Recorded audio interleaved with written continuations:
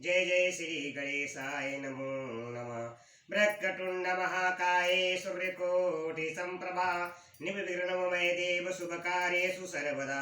जय जय श्री गणेशाय नमो नमः। जय जय गौरी गणपते गौरी गजानन। जय जय श्री गणेशाय नमो नमः। जय जय श्री गणेशाय नमो नमः। जय गणेश गिरिजा समन मंगल मूल सुजान कातुद्यादास तुम देव वै वरदान। कंठे यस्य विराजते ही गरलम गंगा जलम मस्तके वामे यंग गिरिराज रज तनजा भवानी पतिं। नंदी सकंद गणराज सहित श्री विश्वनाथ प्रभु। काशी मंदिर स्थितो खिल गुरुदेत सदा मंगलम। कपूर गौरम कर्वमुतारम संसार सारम भुजगेन्द्रहारम सदा वसंतम हितारविंदे भवम भवानी सहितम नमामि। करिदंडवत सप्रेम दिदि शिव सन्मुख करजोरी विनायक करत गद गद सुर समुझ घोर गति मोरी। हर हर महादेव मिश्रा जय जयकारो। ओ गुरु बृहस्पति मिश्रा जय जयकारो। हे नीलकंठम महादेव मिश्रा जय जयकारो। हर हर महादेव शंभु अविनाशिनी मंगलकारी नमोस्तुते। अखंड नंद बोधाय शेष संताप हरिणे सच्चिदानंद रूपाय तस्मै श्री गुरुवे नमः। अखंड मंडलाकारं व्याप्तेन चराचरं तत्पदर्शितेन तस्मै श्री गुरुवे नमः। गुरुर्ब्रह्मा गुरुर्विष्णु गुरुर्देवो अज्ञानतिमिरान्धस्य ज्ञानञ्जनशलाकया चक्षुरुन्मीलितं तस्मै श्री गुरुवे नमः। गुरुर्ब्रह्मा गुरुर्विष्णु गुरुर्देवो महेश्वरः गुरुर्साक्षात् ब्रह्म तस्मै श्री गुरुवे नमः। गुरु सदा जय जयकार नीलकंठमारे। ओम नमः शिवाय जय तुम सदा जय जयकार। ओम ब्रह्मा विष्णु महेश नीलकंठमारे तुम सदा जय जयकार।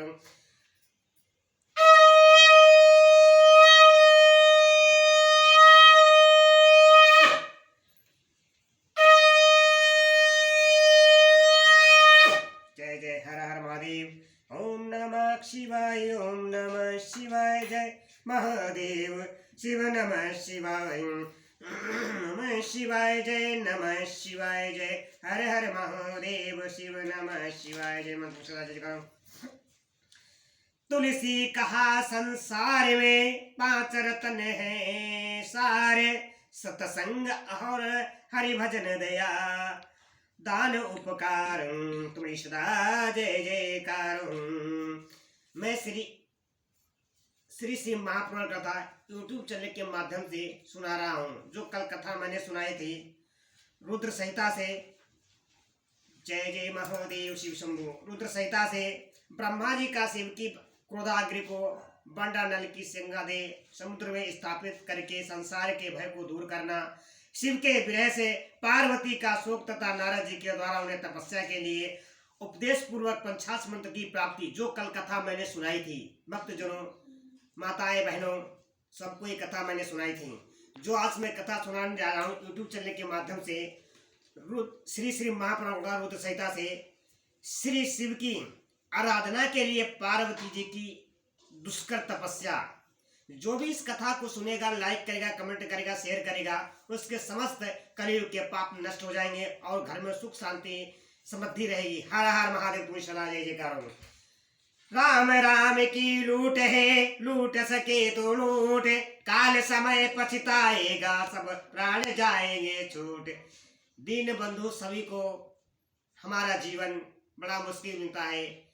यही जीवन है जो हम राम नाम मनुष्य जीवन का राम नाम जप करना चाहिए। हर हर महादेव सदा जय जयकार। ब्रह्मा जी कहते हैं कि देवरी से तुम्हारे चले जाने पर प्रफुल्लित हुई पार्वती ने महादेव जी को तपस्या से ही साध्य माना और तपस्या के लिए ही मन में निश्चय किया। तब उन्होंने अपनी सखी जया और विजया के द्वारा पिता हिमाचल और माता मैना से आज्ञा मांगी।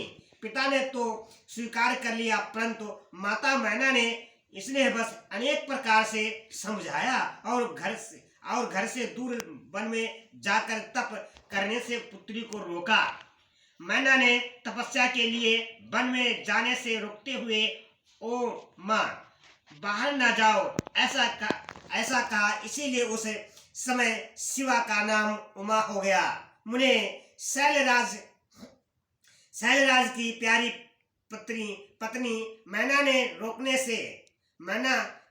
रोकने से शिवा को दुखी हुए जान अपना विचार बदल लिया और पार्वती को तपस्या के लिए जाने की आज्ञा दे दी। मुनि श्रेष्ठ माता की वह आज्ञा पाकर उत्तम व्रत का पालन करने वाली पार्वती ने भगवान शंकर का स्मरण करके अपने मन में बड़े सुख का अनुभव किया। माता पिता को प्रसन्नता पूर्वक प्रणाम करके शिव के स्मरण पूर्वक दोनों सखियों के साथ वे तपस्या करने के लिए चली गईं। अनेक प्रकार के प्रिय वस्त्रों का परित्याग करके पार्वती ने कटी प्रदेश में सुंदर मूज की मेखला बांध शीघ्र ही बलकल धारण कर लिए।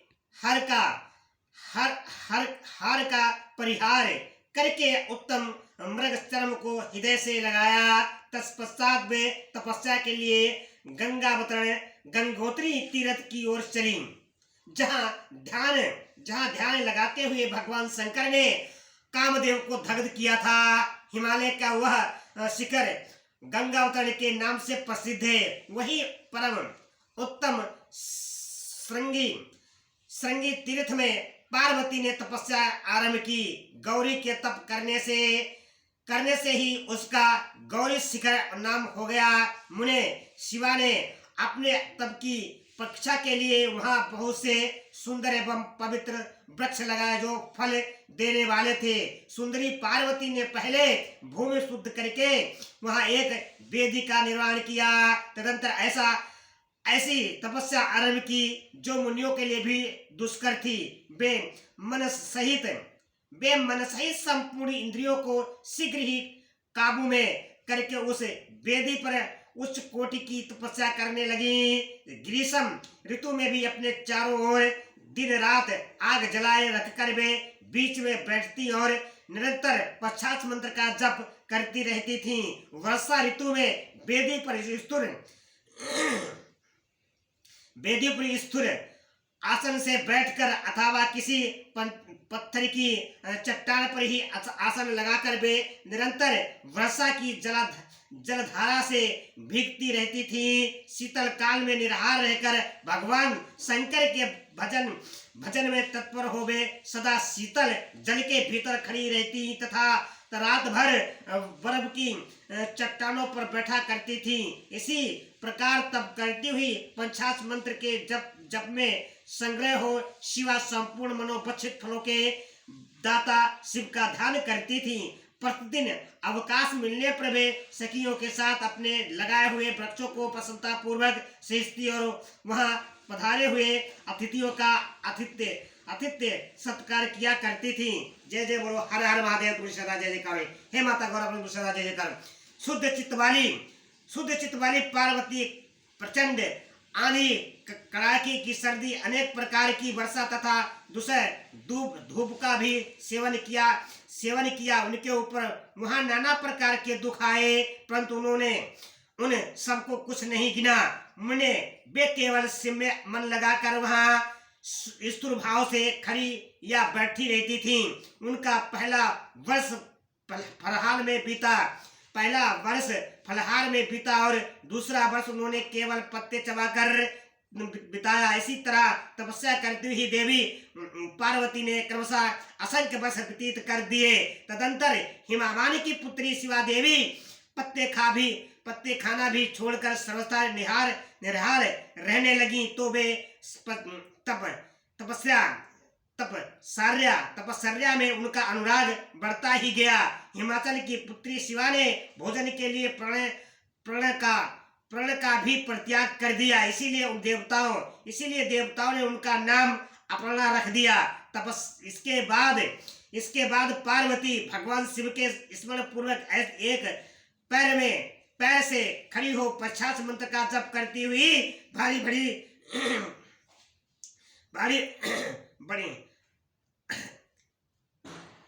पंचाश मंत्र का जप करती हुई बड़ी भारी तपस्या करने लगी। उनके अंग चीर और बलकत से ढके थे, वे मस्तक पर जटाओं का समूह धारण किए रहती थी।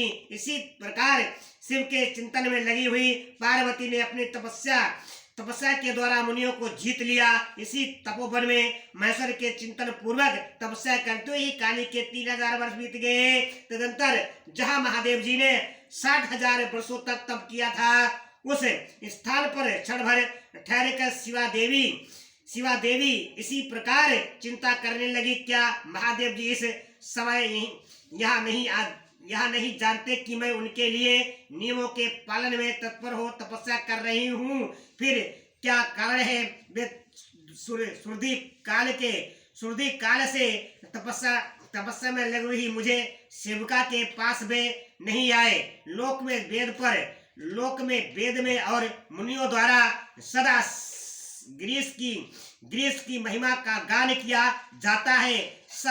सब यही कहते हैं कि भगवान शंकर सर्वज्ञ सर्वात्मा समदर्शी समस्त देशों के दाता दिव्य शक्ति संपन्न सबके मनोभाव को समझ लेने वाले भक्तों को उनकी अभिष्ट वस्तु देने वाले और सदा समस्त लंकेशों का निवारण करने वाले हैं। यदि वे समस्त कामनाओं को परित्याग करके भगवान वृषध्वज में अनुरक्त हुए हूँ तो वे कल्याणकारी भगवान शिव यहाँ मुझ पर प्रसन्न हो। यदि मैंने नारद इत्रोक्त शिव 50 मंत्र का सदा उत्तम भक्ति भाव से विधि पूर्वक जप किया हो तो भगवान शंकर मुझ पर प्रसन्न हो। यदि मैं सर्वेश्वर शिव की भक्ति से युक्त एवं निरंकार हूँ तो भगवान शंकर मुझ पर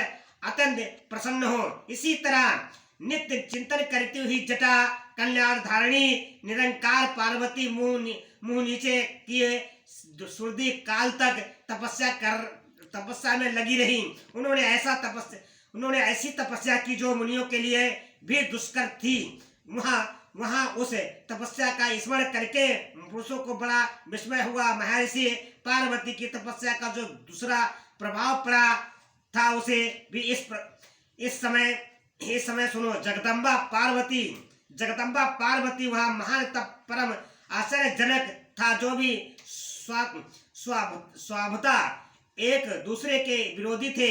ऐसी प्राणी भी उस आश्रम के पास जाकर उनकी तपस्या के प्रभाव से विरोध रहित हो जाते थे। सिंह और गौ आदि सदा रगादि दोषों से संयुक्त रहने वाले पशु भी पार्वती के तप की महिमा से वहां परस्पर बाधा नहीं पहुंचाते थे। मुनि श्रेष्ठ उनके अतिरिक्त जो स्वभावतः एक दूसरे के बैरी हैं, वे चूहे बिल्ली आदि दूसरे जीव भी उत्तम आश्रम में कभी रोष आदि विकारों से युक्त नहीं होते थे। वहां के सभी वृक्षों में सदा फल लगे रहते थे। भांति भांति के गुण और विचित्र पुष्प उस वन की शोभा बढ़ाते थे। वहां का सारा वन प्रस्थ कैलाश के समान हो गया। पार्वती की तप की सिद्धि का साकार रूप बन गया। हर हर महादेव सदा जय जयकारो।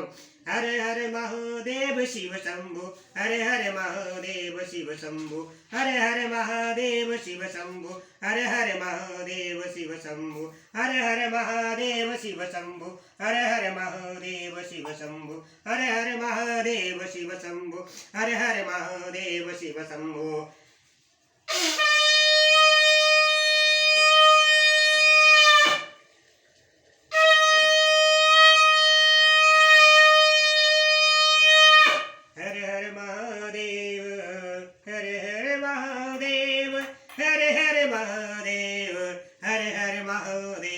मैंने YouTube माध्यम चैनल से माता गौरा पार्वती की तपस्या शिव के लिए मैंने सुनाई है।